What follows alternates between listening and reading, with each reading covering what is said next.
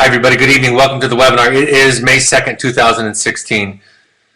There's a lot of webinars I could do around addiction. I'm going to combine really a couple of the main themes that I've talked about before with addiction. I'm going to talk about defining addiction, and I'm also going to talk about a little bit about how we treat it. And those two, of course, relate to each other in a lot of ways. And so I may do another one on addiction later, but this really came out of the webinar on determining whether something is addiction or experimentation, and I think a lot of parents have that question. So we'll talk about some general guidelines, ways to think about it. There's two basic ways to understand and define addiction. The Diagnostic Manual, the DSM, that's one way to do it. And then basically, like every other mental health issue, they organize it around symptoms. And specifically, they'll talk about the level of tolerance or withdrawal from a substance or an activity, and how does that affect the person? Do they have significant withdrawal symptoms? Using larger amounts for longer periods of time, persistent desire or unsuccessful efforts to cut down use, time spent obtaining alcohol or drugs and recovering from the effects, social, occupational, and recreational pursuits are given up or reduced because of alcohol use. Use is continued despite knowledge of drug, alcohol-related harm, physical or psychological. So that's a basic way. That's what gives therapists, clinicians a right to diagnose somebody with substance use disorder, right? Or addiction is the lay term. That really is what gives us the right, because we can look at this and we can evaluate it. But there's going to be a theme tonight when I talk about it, that addiction in many ways is really a self-diagnosis, right? It comes from the self-help literature, the AA literature around the only person really who is important in defining themselves as an addict is the person themselves.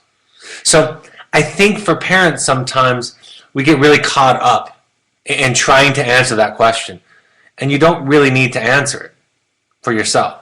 The addict or person using substances, they need to answer it for themselves. And what we can do as treatment professionals, and you can do as families, is we can provide them exposure, opportunities to look at it. And see, a lot of people will stop drinking or using drugs at varying levels of dysfunction, varying levels of disruption in their life. Some people, it's not, they're not happy. It's not going well for them, right? Or they're not feeling well. For some people, it takes being put in jail, significant job or academic and problems in their life, right, in their functioning. Sometimes divorce, sometimes a whole lot of things. And so some people's bottom is much, much lower.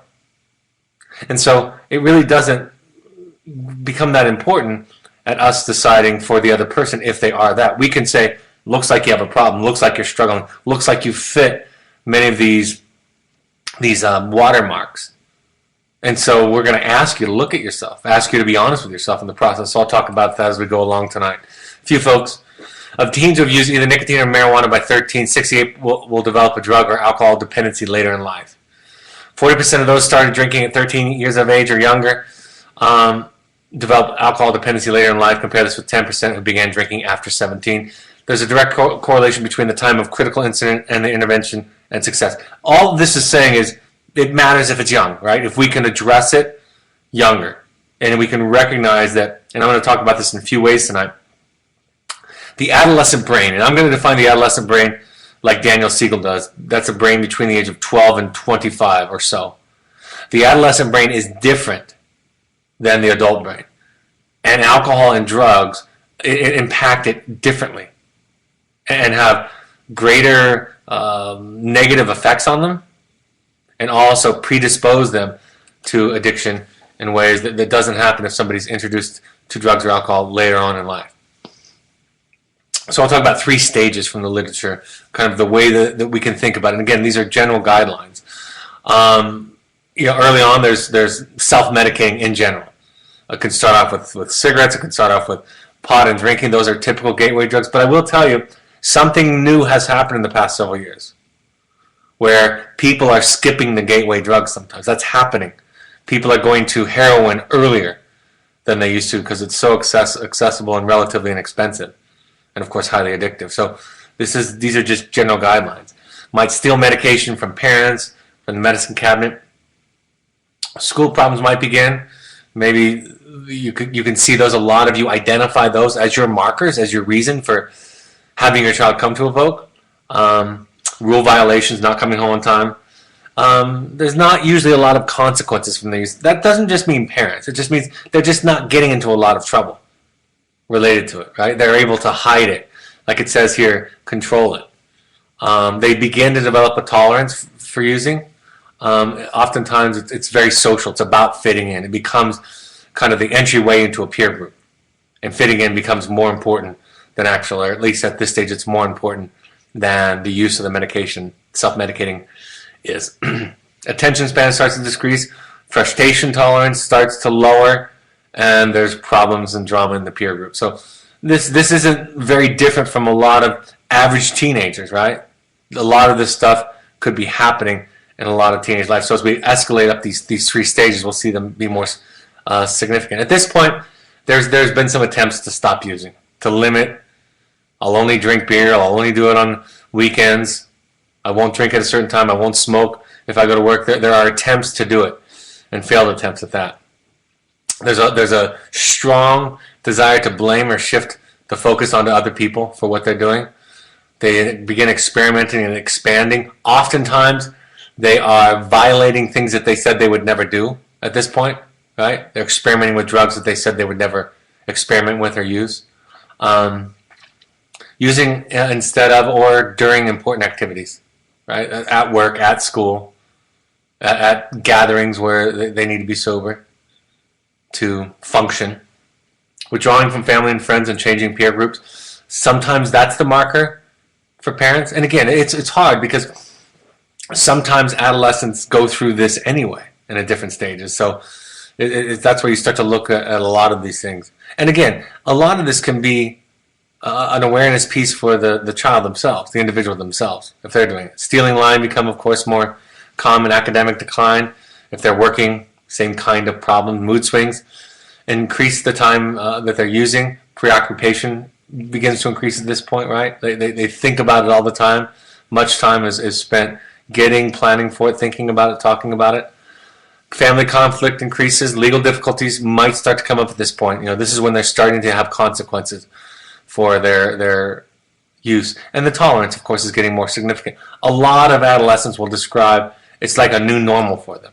And so their level of functioning, oftentimes, it's hard to tell when they're high, when they're in this second stage as they progress, because it is, in some ways, just a new baseline for them. Of course, the consequences begin to increase here. Suspension, being expelled from school, legal problems. It starts to become the cause of many of their problems. And I'll say this, people start drinking for the same reason they stop, and that is to feel better. So at this point, the anxiety, the emotion, the mood state is much more, it's up and down. It's out of control. It's beyond them. It now has them. The signs of withdrawal symptoms when they try not to use or stop.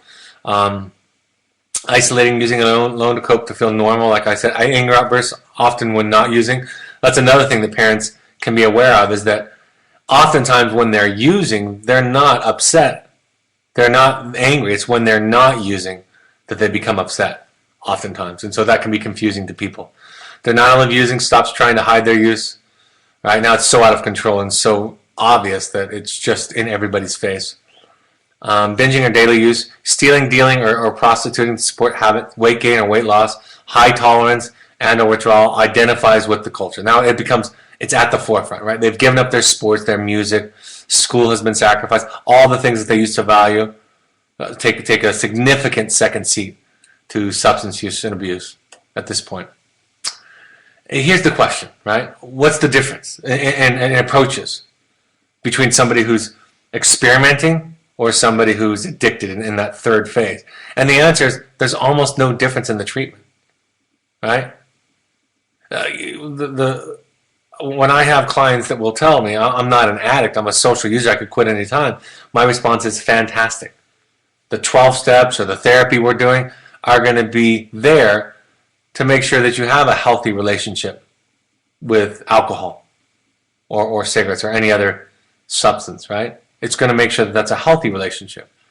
And so I get out of the battle of trying to convince them that they're an addict. And I think that's what so many parents can fall into, family members can fall into, right? That becomes a part of the codependent behavior about getting into that power struggle and trying to convince them. When I was sitting and listening to a panel years ago, I've told this story, the panelists who had worked at several young adult addiction treatment centers were asked the question, if you had a parent come to you, what are the things you would tell them if they asked the question, I can't convince my addict son that he's an addict, an alcoholic. What do you do? How do you do that? And my answer was, you don't convince them. You provide them with the tools so that they can look at themselves more honestly, right? And then they get to decide their life, right? At that point, they get to decide, is this a problem? And that can apply to any kind of behavior, not just the targeted addictive behaviors, not just the alcohol and drugs, which of course are very, very dangerous and harmful. But it can be the relationship that they have with a lot of behaviors in their life and with other people, with their emotions.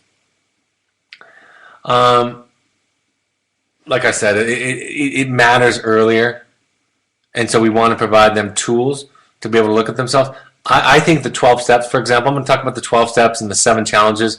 I'll give you a couple of other references to some approaches also, but I'm going to talk about those two a little bit more because I think those are the ones that are used most often in our industry, although there's a couple that are on the rise. These are really just healthy living. I have a webinar that I've done called The 12 Steps for Somebody Who's Not Addicted. They're really valuable principles for just getting by and being healthy in life, right? And that's why even drawing that line between the codependent and the non-codependent, it's not important. Can I be benefited? This is something that can be helpful for me in my emotional, psychological, spiritual growth. Talk a little bit about the effects on the young brains. Like I said, it affects the brain very differently. It changes the wiring, right? It interrupts a critical growth period of wiring and pruning from 12 to 25. Once we reach adulthood, the window of opportunity for major remodeling of the brain closes, and we are essentially stuck with the brains we have, for better or for worse. And it's not absolutely true, but the brain is more plastic in childhood, and so changing the hard wiring during that time will have a greater impact and put one at greater risk. Alcohol acts like a computer virus in the brain by slowing it down or shutting it down brain activity, deleting or distorting messages, damaging the connections, right? We're trying to build that prefrontal cortex where it's developing, and then the wiring that's going from the bottom up to the top so that we can make rational decisions, wise decisions that can anticipate consequences to help us to be organized. Those are getting interrupted during that time. A real important piece is what it does to the pleasure reward system.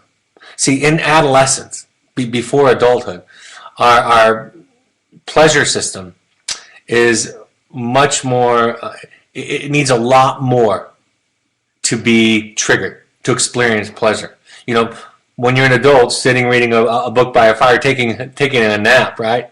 Taking a stroll on the beach, those can be very pleasurable. For adults, they find a lot of satisfaction in them. Children don't find it. That's why they have these risky, seemingly impulsive behaviors. And if you replace the reward system with alcohol or drugs, you decrease its capacity to be affected, and therefore they develop a kind of depression, right? They become dependent on the alcohol or drugs to give them a sense of well-being. And then because it's being done chemically, the brain stops producing it, and they become dependent on it. And so stopping it puts them at risk for depression or suicidal ideation or anxiety or a lot of other mental health issues around that mood. So it's important to understand that. That's why adolescence is a critical time. That slide didn't turn out very well, did it? So cognitive behavioral therapy, social model, social learning, and positive peer culture's 12-step. I'm going to talk about 12-step and the motivational interviewing one, the 7 challenges. It's important to know that we use all that work here, right? A lot of cognitive behavioral therapy is inherent in addiction treatment, right? You're challenging distorted thinking. You're challenging the delusional thinking, the denial, the lies that the alcoholic or addict brain tells itself. right? That's what's going on here. You're also giving the family those kinds of ideas about challenging unhealthy, distorted beliefs and roles in the family. So there's system work and system treatment that can go into that. But like I said, a lot of what people who go through lifelong recovery attach themselves is to a 12-step model, and so there's some new models coming up. So I'm just going to read through these really quickly, but then I'm going to talk about the principles involved, because I think it's one of the most misunderstood theories, applications out there. Step one, we admitted we were powerless over alcohol, and our lives had become unmanageable. So this is just about humility, right? This is about an awareness, like this, I can't do this. I can't have a healthy relationship with alcohol. Came to believe that a power greater than ourselves could restore us to sanity, and made a decision to turn our will and our lives over to the care of God as we understood Him. This is just about humility. And in Buddhism, they would say radical acceptance, right? This is to say, there's a surrender here that's a letting go. That it's okay, that if I'm in pain, I'm in pain. And that if a difficult thing happens in my life, I trust. I'm turning it over. It doesn't mean one becomes passive and not active. On the contrary, one remains or becomes very active in this process. But there's a recognition that we don't know everything. We don't have all the answers. We don't have it all figured out in this process. And that we don't have to control everything, including our brain chemistry by ingesting chemicals. Then these next few talk about shame and guilt. So step 4 is make a searching and fearless moral inventory. Admitted to our God, to ourselves, and to one other human being the exact nature of our wrongs. So you write it down, and then you read it to somebody. And these are very long. This is everything you can possibly think of. And then you ask, again, there's a faith, there's a letting go, like, I can heal, I can get better. You ask your higher power. You trust that there's something that can help you do this. And you ask them to remove shortcomings. And then you get into the making amends piece, right? Making it better, making it right. So we make a list, we make amends whenever possible. And then the 10th step is something, we do it every day, right?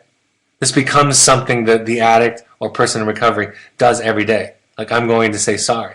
I mean, can you imagine just how healthy everybody would be if we could do that 10th step, right? We would be glad if all of our family members did this all the time. Sought through prayer and meditation to improve our conscious contact with God as we understood Him, praying for knowledge of His will and His power to carry that out. So committed to a spiritual life of some kind. And it's very important, especially with adolescents. You don't have to have anybody's idea of God. Sometimes people talk about God as the group of drunks at Alcoholics Anonymous, right? Sometimes it can be the universe. It could be a power and energy. It can be a specific God. But it can be just about anything, if that person can experience a trust and a letting go in the process. And then service is number 12. Practicing service, giving back. This is what the people who started Alcoholics Anonymous figured out were the 12 principles that, if followed, they could make people that had tried many other things to stop drinking, that it made it effective. So it's from personal experience. I think about it as control and transcendence, overcoming what is. I think there's a transcendent principle of faith or radical acceptance, meaning that what happens to me doesn't define me, but it's how I deal with it. And part of that can be in relationship to a higher power. Taking it a day at a time. There's a mindfulness quality to it, right? Leaning into it, feeling it. They have lots of slogans and lots of sayings, and one of them is if you turn sober into an acronym, it might stand for son of a SOB. Everything is real. Like, they feel everything. It's having a relationship with your emotions. There's a surrender and a humility. I think what gets misunderstood a lot, when one says one is an addict or a recovering addict, what they're saying is, I have a weakness in this area. I have a vulnerability. And so I have to remain vigilant. Right? I think we can all relate to some things in our lives that we have a weakness around. It might be a food, might be an activity where we get triggered, or certain people. And for the alcoholic or the drug addict, it's substance, it's mind-altering substances. And so what they're saying when they say that is, they're not saying they'll grow. Many of them talk about it being very, very grateful and a very spiritual program and being very happy and always growing and always progressing. Most of them working a program will tell you that. But what they say is, I need to be vigilant in this area. I can't take it for granted like you can with alcohol, perhaps, if you're a normie, if you're a normal person, not an addict. So there's a vigilance there. There are rituals and group support and community. That's a big piece of it, right? We know that group support and communities is a huge thing to help people stay sober. It's a big contributor. And like some of the recent research that they're doing with rats that's been published everywhere in the New York Times, the suggestion is that the study shows that if rats are together in a group, they shun the substances that they're offered, whereas if they're alone, they get addicted to them and die from them. So the conclusion, kind of the flagship kind of slogan that they come up with is that sobriety is not the opposite of addiction. Connection is. So there's something about this. It's a break of connection, and this community is a way to rebuild that, to heal that piece of it. There's a lot of getting rid of the shame. You know, the idea is you're only as sick as your secrets. You know, the things that you hide inside. Not the specific secrets make you sick, but that the idea of hiding, not being your authentic self, is part of this disease. And then, of course, there's an empathic response. Right? It's without judgment. It's a brain disease, right? And we wouldn't judge somebody who had cancer or a torn ligament in their knee as bad or unlovable because they had it. We would have a lot of compassion. So it changes it to that kind of thing. This is something else that came. This is, I think, one of the other most misunderstood things I see in the treatment industry. People see the 7 challenges as an alternative, maybe because it's a number to the 12 steps, right? They see it as an alternative or competing model. And in my experience, what I'm about to read to you, everybody could use the 7 challenges and everything that they do, right? You could use the 7 challenges when you're using the 12 steps. And so this is this research-based approach that they talk about that a lot of adolescent programs will use. And here they are, we decided to be open and talk honestly about ourselves and alcohol and other drugs. We looked at what we liked about alcohol and other drugs and why we were using them. We looked at our use of alcohol or other drugs to see if it had caused harm or could cause harm. We looked at our responsibility and the responsibility of others for our problems. We thought about where we seemed to be headed, where we wanted to go, and what we wanted to accomplish. We made thoughtful decisions about our lives and about our use of alcohol and other drugs. We followed through on all our decisions about our lives and drug use. If we saw problems, we went back to earlier challenges and mastered them. So, I mean, how general, that's just about self-honesty. And you could see if a person was applying this on top of the 12 steps that they don't compete at all. They actually would support each other. So this is just good therapy. Like the motivational interviewing book that I referenced earlier is a book that most therapists are introduced to in graduate school. And it's the same kind of approach. You don't engage in a power struggle. So if you're trying to jam the 12 steps down somebody's throat or prove to them that they're an alcoholic or debate with them, you're not following this. That's just bad therapy. So I think that both can be used and both have their value and both make sense. And I wouldn't want any of our therapists in any diagnostic category not using the principles involved in the 7 challenges. That's just a healthy way to be. There's some others out there. I put some URLs here. The Refuge Recovery is a Buddhist-inspired recovery program. You can go to that website there, and you can find out about meetings in your town, in your area. So the meetings are expanded. For some people where Western religions or ideas about God are threatening, the Refuge Recovery says you don't have to have a belief in a specific deity or a God to do it, but there still can be a spiritual component. Rational recovery and smart recoveries in some ways are reactions against the 12-step. And again, the response need be by anybody, if it works for you, to both be sober and reduce your suffering and have a happy, fulfilling life, then who am I to say which one you should do? Even people's version of 12-step recovery programs is different. Right? My 12-step might be different than your 12-step. And ideally, even by their own principles, their own traditions, I don't try to impose my version of it on you, and vice versa. I say, this is what works for me. You go to an AA meeting or an Al-Anon meeting, and the idea is to share experience, strength, and hope with people. It's a program of attraction, they say. not promotion. So I say, this is what has worked for me. It gets you out of advice. It gets you out of knowing somebody else's truth. And again, as parents, in our codependent ways, we get in the business of thinking we need to fix or control the other person, right? That's what we do. We think we know their truth, and we impose it on them. And we don't. We have a hard enough time finding our own truth. We can share that. I shared this example of David Bowie, the interview of David Bowie, I think it was in the 1970s, I'm not sure, maybe 1980s. After he got sober, and he was asked by the interviewer, you can Google it if you want to, he's asked by the interviewer, so you can't have a drink of alcohol? And he said, for me, I can't. All I know is for me, it's a disaster. I know where that road goes. He said for me, 5 or 6 times in a 30 or 40 second interview, or a response to a question in an interview. And that's him living it. Right? That's how, and even at our meetings, at our parent meetings, that's what I want parents to practice. It's not giving advice or fixing somebody else. It's just saying, I've had an experience kind of like that. Here's what's helped me. I don't know if it'll work for you. I don't know if it works for anybody here, but this is what has worked for me. This is how thinking about it or responding to it has helped me to be happy. So I offer that as an idea. You can take it or leave it, and I'm definitely not going to try to sell you on it. So anyway, those are a few other resources that we can connect to. I think most important for parents is that you make your recovery from codependency your project. I can't say it more clearly than that.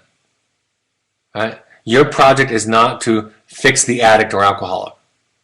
Your project is to fix your codependency, your participation in and around that behavior. And again, that's not a passive stance. People that work on their codependency become very active, very honest, very authentic, very assertive in their relationships, very clear in their relationships. So that's your project, not fixing the other person. Attending meetings. We ask you at Evoke to attend at least 6 of Al-Anon or Codependence Anonymous. And parents who walk in who say, my son or daughter is not an alcoholic, they got other problems. It's the same thing. It doesn't matter. If you just change alcohol use or drug use with self-destructive behaviors, it's the same thing. How do I respond to that? How do I get anxious? How do I give away my serenity? How do I try to control them? How do I feel guilty around that? It's all the same kind of stuff. So we ask you to go to 6. That's what they suggest that you do, is go to 6 and try them out and try some different ones.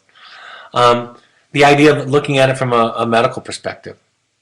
You know, when we think about it as a moral failing, and by the way, our science is catching up with what we know intuitively. And our science tells us that mental health and addiction issues are brain diseases. Right? They may have started or been triggered by events or behaviors or choices. That's true. But we each have different predispositions to certain types of behaviors because of our genetics and our early childhood. And then exposure to certain situations, substances can trigger or activate that. But it is a brain disease.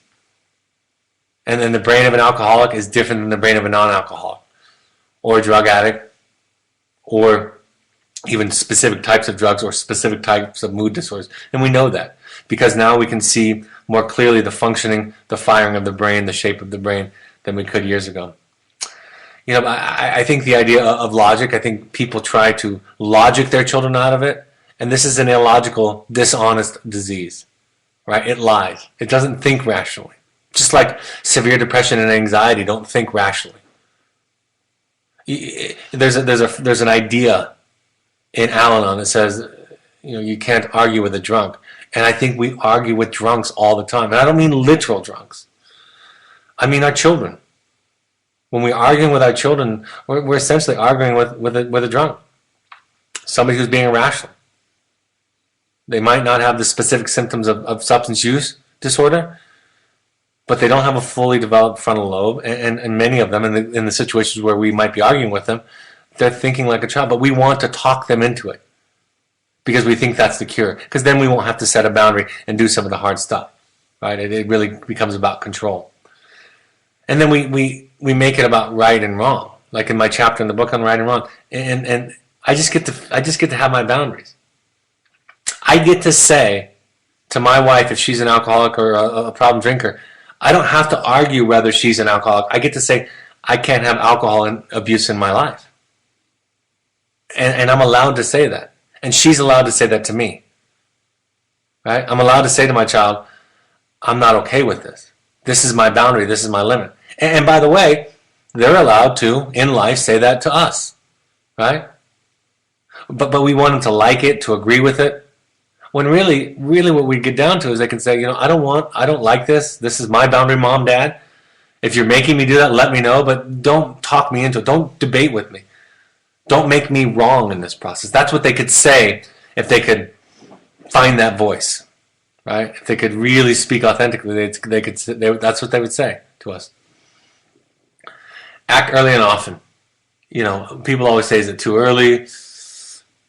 Maybe it's too late. Maybe, and the answer is, too early is always better than too late.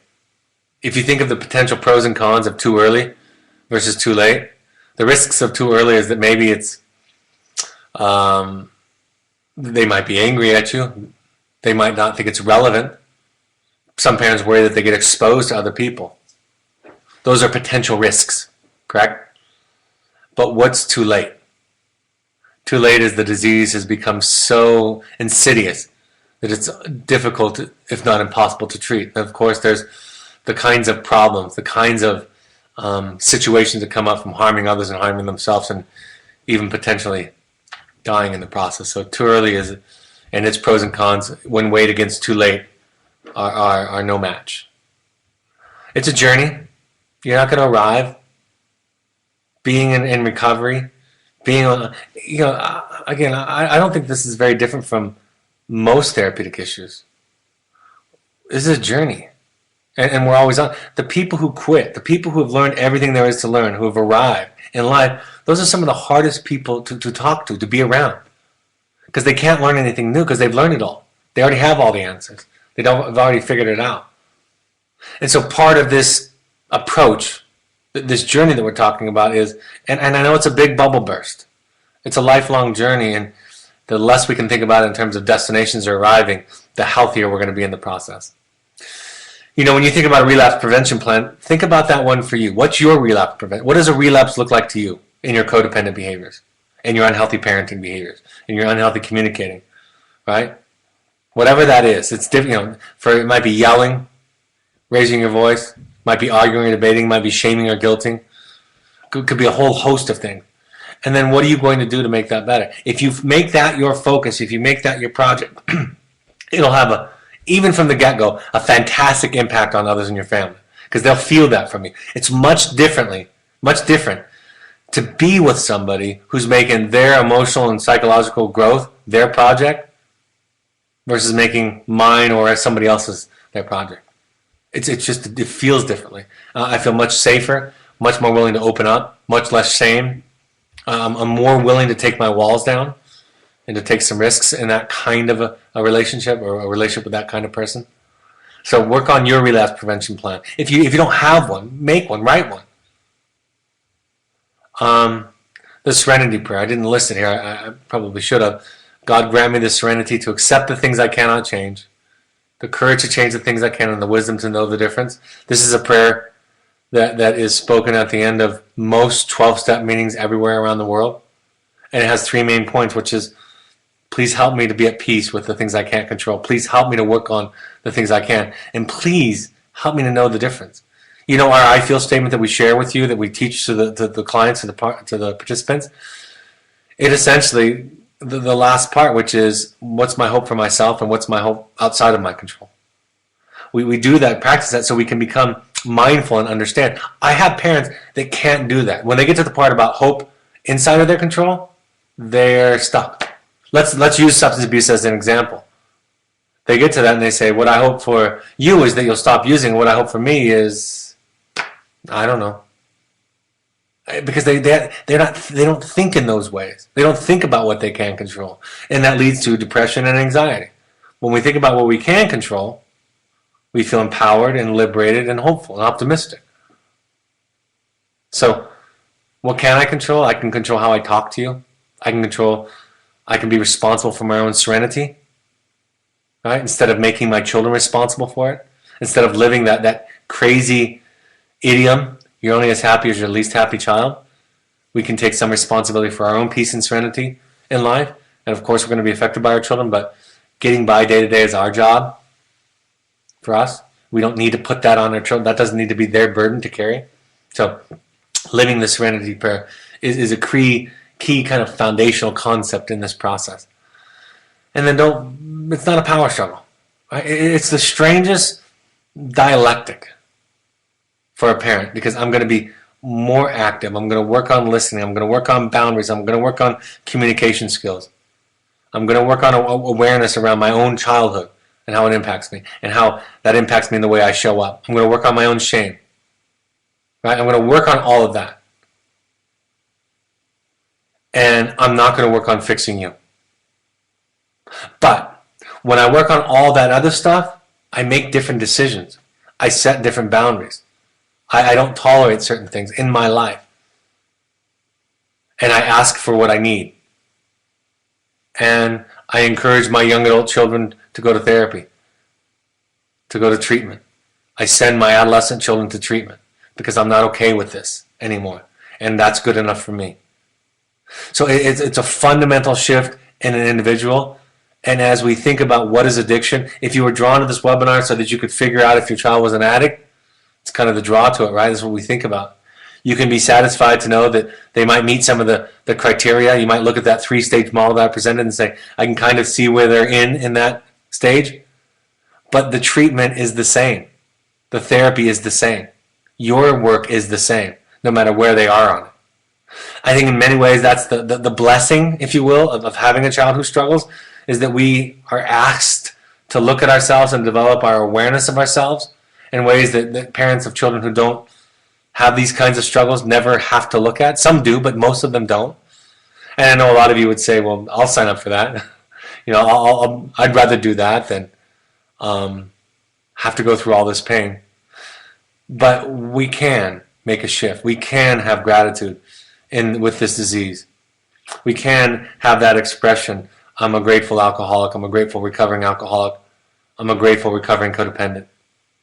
I'm grateful that everything didn't go to plan, so that I could have. I had to talk to a mother today who said, it's changing, and I hear this all the time. She said, it's not just about my daughter or my husband. It's about my mother, my family of origin, my in-laws. It's about every relation, my friends. It's changing everything for her, because that's what it does when it comes inside of us. We don't miss the metaphor when we walk into an AA meeting and somebody's talking about their alcoholic husband. We don't not understand how that relates to us. We can see the principles that are involved in that work and how they apply to my relationship with my depressed or anxious daughter, or my boss who can be hot-headed and controlling, or my mother who can be very guilting and overwhelming, or my best friend who always gives me advice and tells me that he knows how to do things better than me. Right? I can start to see how it plays, because when I walk into those meetings, when I look at my relationship with addiction, I look at my piece of it. And when I look at my piece of it, it can change. So, happy to take any questions if any came in.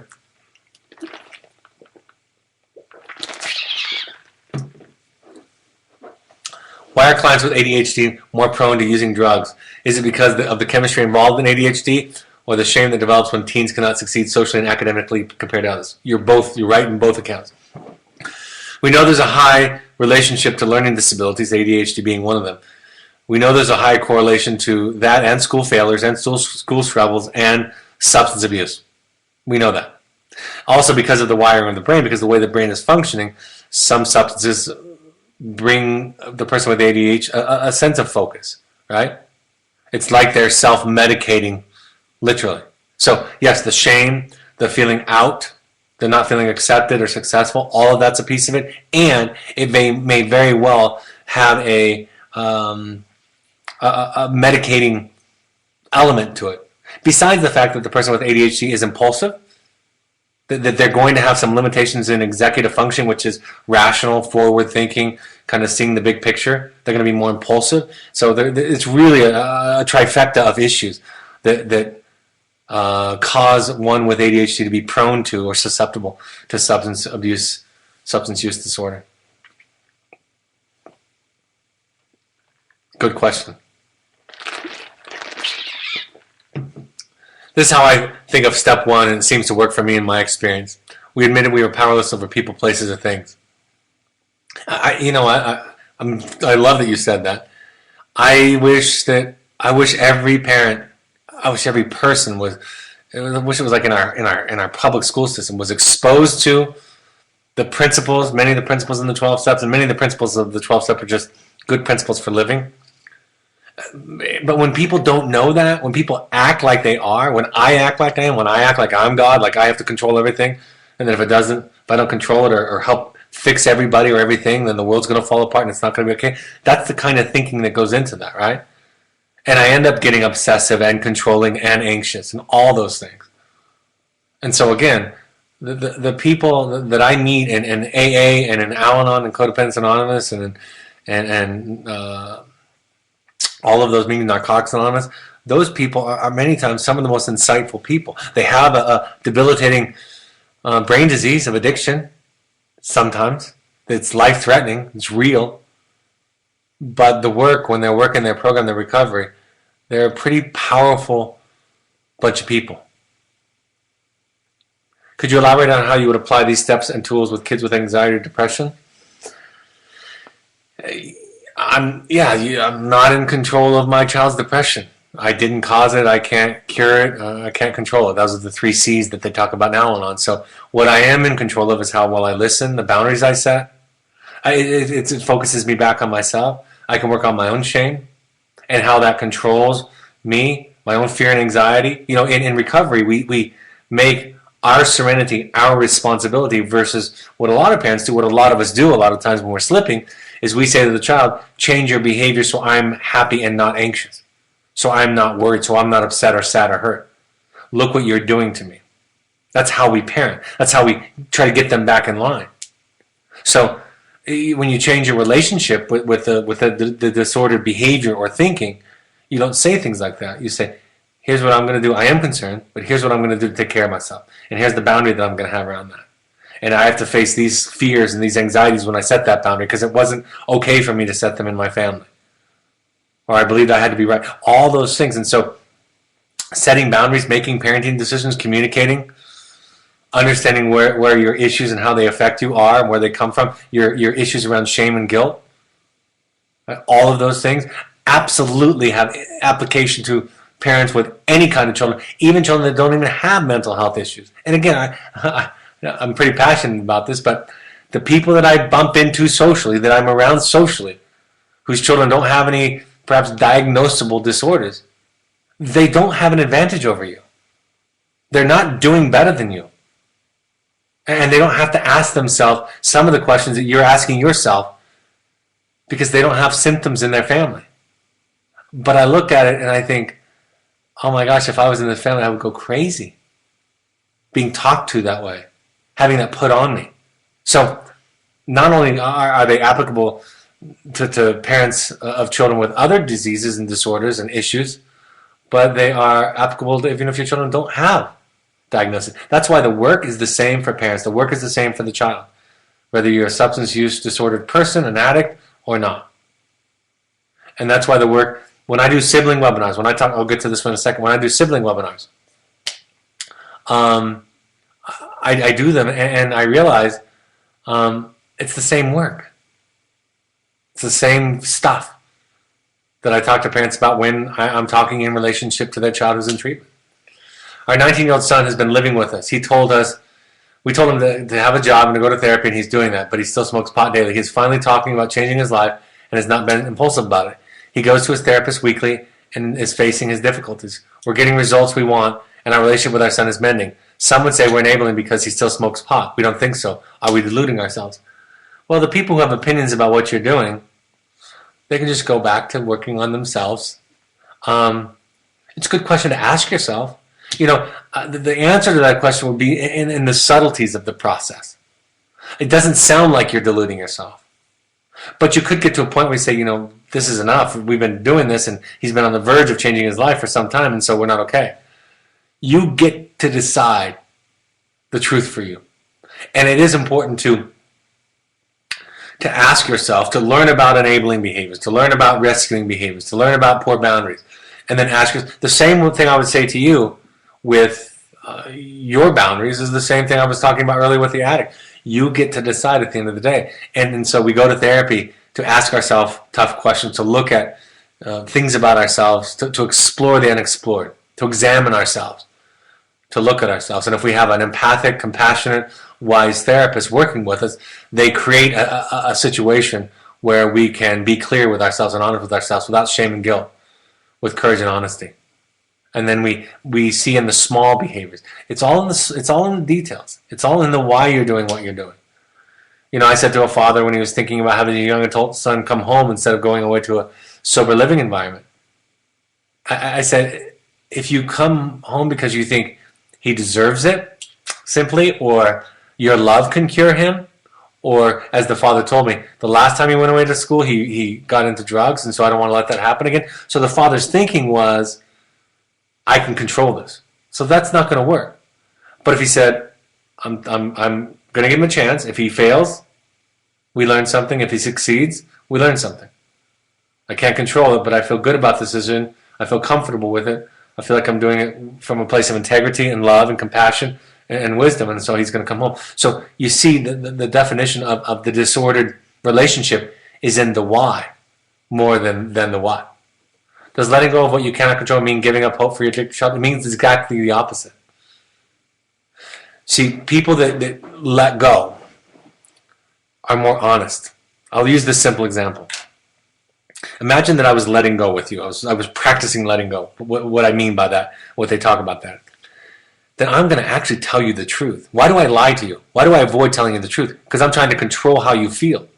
So people that let go are more honest and active, take more courageous steps. They recognize what they can and can't control, and they focus on what they can, and they let go of what they can't.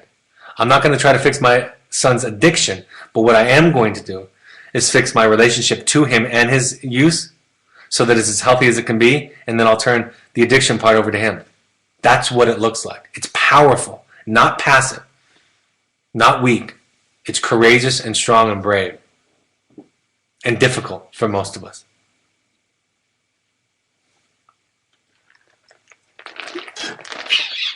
But most people who are practicing letting go, as they talk about it, are incredibly hopeful. So, all right, folks, I'll go through a few things.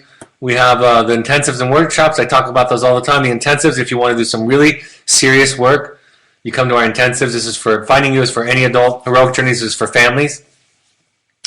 And they're filling up in the June and July ones, so come in early. The Entrada Workshop are 2-day experiential workshops that you go to with groups of parents, and learn a lot about communication, skills training, and how to relate to your child, and some of the things that your children work, some of the stuff they do. So here's our upcoming parent support groups in Chicago, Southern California, New York City, and Philadelphia. Just came up with the address today in Philadelphia, so that'll be the next one coming up. Is May 11th, and then in New York is May 15th. If you live in New Jersey, you could have 2 in 1 week if you really wanted to. Please email Stephanie at evoketherapy.com to RSVP and let us know that you're coming. Our Pursuits Adventure Trip, go to our website. This is sober fun trips for family all over the world, all kinds of fun stuff. Therapy light, sober fun, good time to reconnect. We want you to go to these 6 of these meetings, any combination of these while your child is with us. If you haven't gone, please start now. Follow us on social media. The book is there. Go to the Parent Alumni Foundation book page to find out about books on every subject recommended by Evoke therapists. And I'm going to a conference this week, so I will be out of town the rest of this week. And the next webinar will be next Monday on the book, The Four Agreements. A fantastic read, a fantastic book. So we'll be doing that next Monday, the 9th at 6:30 p.m. Mountain Time. Have a great week. I hope this was a valuable point of contact. Thanks for your questions and comments, and I'll talk to you next week. Bye-bye.